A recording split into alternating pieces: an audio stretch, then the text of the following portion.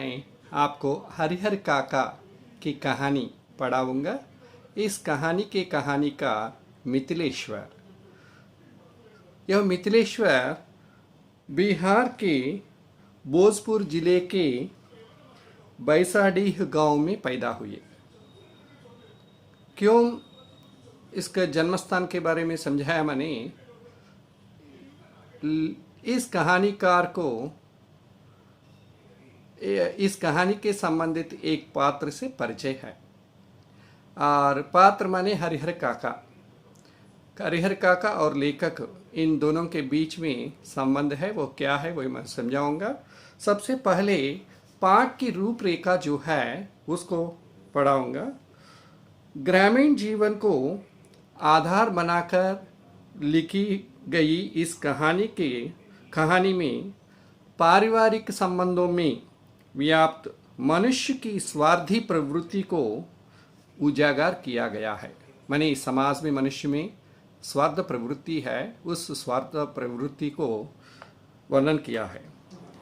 मानवीय संवेदनाओं पर चोट करती हुई कहानी में इस तथ्य को रेखांकित किया गया है कि जमीन जायदाद के कारण कई बार व्यक्ति अपनों के बीच भी पराया हो जाता है। आपको मालूम है आजकल हम देख रहे हैं जायदाद माने प्रॉपर्टी के विषय में घर में भाइयों के बीच झगड़ा हो रहे हैं।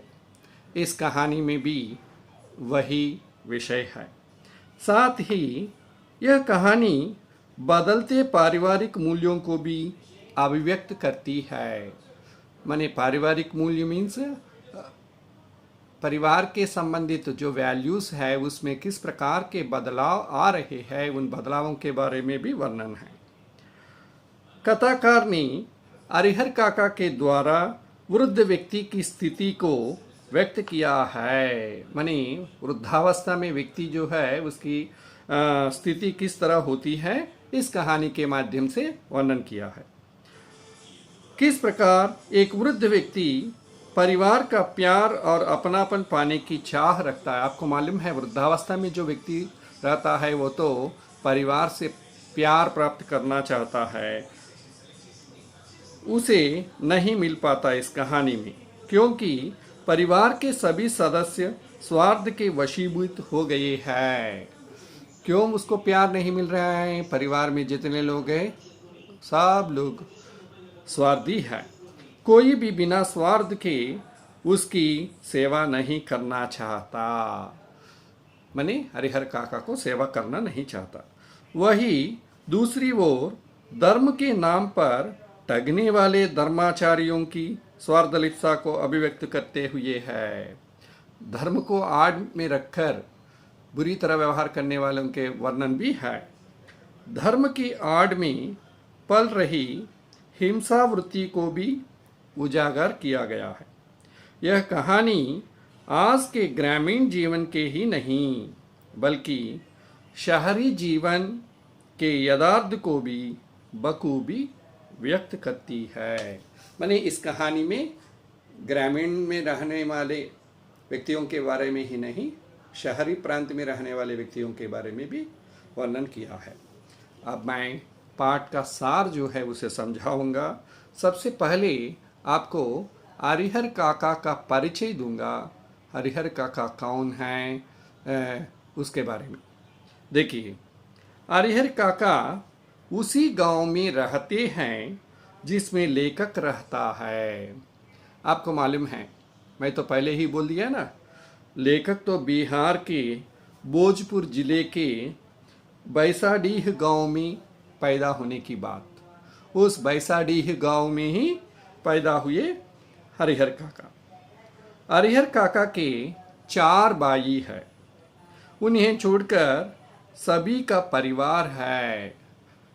माने हरिहर काका को छोड़कर, क्यों हरिहर काका को छोड़ना है? माने हरिहर काका को न पत्नी है न बच्चे हैं और बाकी 3 भाइयों को अपनी पत्नियां और अपने बच्चे हैं।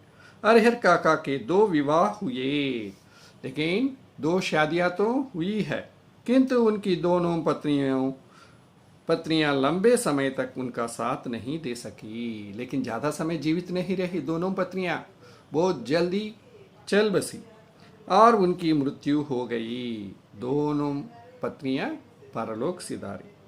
हरिहर काका निहस संतान रह गए, माने उनको बच्चे नहीं थे। वे अब अपने भाइयों के साथ रहते हैं। हरिहर काका अपने बाकी 3 भाई हैं ना, उनके साथ रहते हैं। उनके परिवार में 60 बीघे खेती योग्य जमीन है। खेती बाड़ी करने के लिए चारों भाइयों को मिलाकर 60 बीघे की जमीन है। यदि इसे विभाजित किया जाए तो हरिहर काका के हिस्से में 15 बीघे जमीन आती है। माने चारों भाई 59 माने 60 एकर्स ऑफ लैंड जो है उसको तो बांटेंगे तो हर एक को 15-15 बीघे की जमीन तो आ जाती है। उनकी कोई संतान न होने के कारण उनके भाइयों की दृष्टि उनकी जमीन पर है। हरिहर काका को न पत्नी न बाल बच्चे, इसलिए भाई तो क्या सोचे, किसी ना किसी तरह हम हरिहर काका की जमीन को हड़पना है, वैसे सोचे। लेखक और हरिहर काका के बीच संबंध, माने इस कहानी में हरिहर काका को लेखक के साथ भी संबंध है। माने लेखक अपने अनुभवों को इस कहानी में लिखे हैं। हरिहर काका और लेखक पड़ोसी थे। ये दोनों कौन है, माने में नाइबर्स, पड़ोसी। लेखक का हरिहर काका से बहुत घनिष्ठ संबंध था। घनिष्ठ संबंध मीन्स वेरी क्लोज अटैचमेंट, घनिष्ठ संबंध। हरिहर काका ने उसे बहुत आत्मीयता के साथ प्यार दिया, विशेष रूप से तब जब लेखक बहुत छोटा था। माने लेखक बहुत छोटा था तब हरिहर काका लेखक को ज़्यादा प्यार दिया। इसका एक कारण यह भी है कि हरिहर काका की अपनी कोई संतान नहीं थी। आपको मालूम है ना, किसी को बच्चे हैं तो वे अपने बच्चों को प्यार करते थे, लेकिन यहाँ हरिहर काका को बच्चे ना होने के कारण वे लेखक छोटे होने के कारण लेखक के प्रति ज़्यादा प्यार, और वह अपना सारा प्यार लेखक पर न्योछावर कर देते थे। बच्चे ना होने के कारण क्या किया हरिहर काका, पूरा प्यार लेखक के प्रति रखते थे। यही नहीं, वह अपने मन की अधिकांश बातें लेखक के साथ बांटा करते थे। हरिहर काका के हृदय में जो बातें हैं उन बातों को वे लेखक से ही शेयर करते थे, माने बांटा करते थे। हरिहर काका के स्वभाव में परिवर्तन, हरिहर काका के बिहेवियर में जो बदलाव आए हैं उसके बारे में। कुछ समय से हरिहर काका ने अपनी परेशानियां एवं अपनी निजी बातें लेखक को भी बताना कम कर दिया था। पहले तो हरिहर काका अपनी परेशानियां जो हैं उन परेशानियों को लेखक से बोलते थे, लेकिन कुछ समय होने के बाद उन परेशानियों को और उनकी निजी बातों को लेखक से बोलना बंद कर दिया। इससे लेखक की चिंता बढ़ गई। इससे लेखक की चिंता बढ़ गई क्योंकि हरिहर काका कुछ नहीं बोल रहे थे मुझे ऐसा।